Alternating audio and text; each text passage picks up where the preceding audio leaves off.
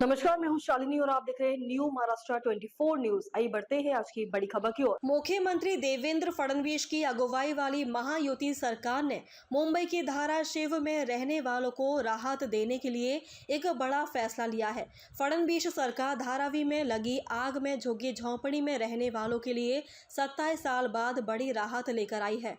इन सभी धारावी में रहने वालों को अब उनके हक का घर दिया जाएगा। आग में अपने घर गंवाने वाले 436 झुग्गी झोंपड़ी में रहने वालों को देवनार में जमीन देने का एक अहम फैसला लिया गया है। मुख्यमंत्री देवेंद्र फडणवीस की अध्यक्षता में हुई कैबिनेट की बैठक में इस बारे में एक अहम फैसला लिया गया।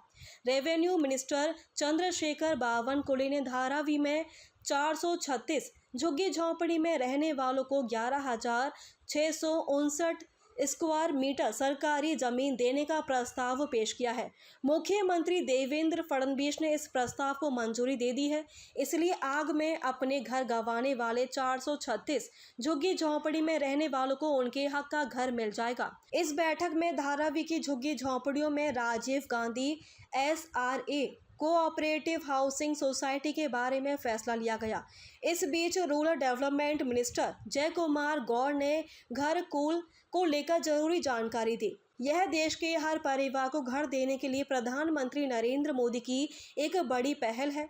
प्रधानमंत्री आवास योजना के तहत केंद्र सरकार ने यह पक्का करने के मकसद से एक बड़ा प्रोग्राम लागू किया है कि देश में कोई भी परिवार बिना घर के ना रहे। यह योजना महाराष्ट्र में भी अच्छे से लागू किया जा रहा है और पिछले साल राज्य में करीब 4 लाख घर कुल बनाए गए हैं। यह जानकारी रूरल डेवलपमेंट मिनिस्टर जय कुमार गौड़ ने विधान परिषद में सवाल जवाब के दौरान दी। मिनिस्टर जय कुमार गौड़ ने कहा कि पिछले साल राज्य में 28,24,386 घरों को मंजूरी दी गई थी। यह देश के इतिहास में घर कुल की सबसे बड़ी मंजूरी है। पिछले एक साल में राज्य में 3,95,222 घरों का कंस्ट्रक्शन पूरा हुआ है, जो एक रिकॉर्ड है। अभी 23,92,242 घरों का काम चल रहा। उन्होंने बताया कि केंद्र सरकार ने फंड बांटने के लिए सिंगल नोडल एजेंसी और real time integrated fund transfer का नया सिस्टम शुरू किया था। इससे किस्तों के बंटवारे में कुछ समय की देरी हुई थी। हालांकि अब जब यह सिस्टम चालू हो गया है तो फंड बांटने का काम आसानी से हो रहा है।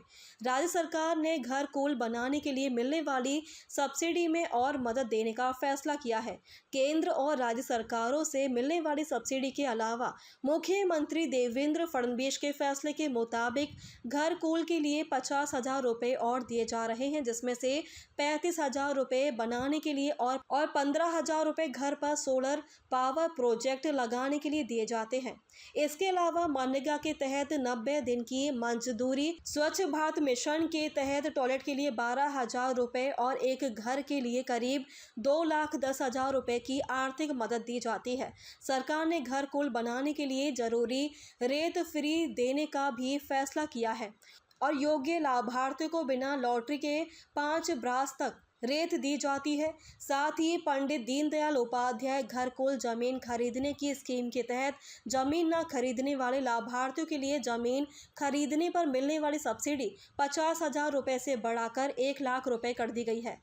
अकोला जिला के बारे में जानकारी देते हुए उन्होंने कहा कि जिले का टारगेट 40,400 जिसमें से 39,992 घर मंजूर हो चुके हैं।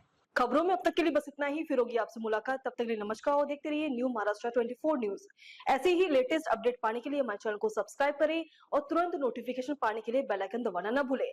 यदि आप हमें फेसबुक या इंस्टा के माध्यम से देख रहे हैं तो हमारे पेज को फॉलो जरूर करें। धन्यवाद।